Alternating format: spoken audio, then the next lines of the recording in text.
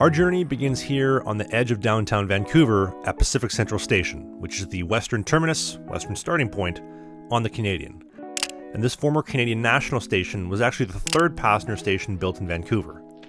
The Canadian Pacific opened the first station in Vancouver in 1898 here at Waterfront, but that castle-esque station only lasted about 15 years before it would then be replaced by today's Waterfront station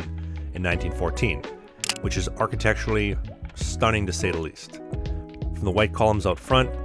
hand-carved stonework outside, to the hand-drawn paintings inside, depicting some of Canada's most breathtaking landscapes. And this was actually the original station home on the Canadian when she debuted in 1955 until 1979, when all of Vancouver's passenger service was then moved to Pacific Central Station under the newly formed Via Rail Canada. But Pacific Central Station was actually the last station opened in 1919 by the Canadian Northern Railway, but following their bankruptcy in 1919, they would then be absorbed into the newly formed Canadian National Railways in 1920. And a century later, although it doesn't have the same grand vibe as maybe Waterfront Station did, when you walk in, you're pretty much getting the exact same experience you got a century ago.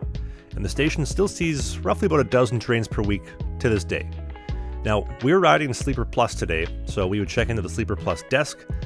make our reservations for dinner later tonight, and head into the lounge with plenty of outdoor seating on this typical rainy afternoon in Vancouver.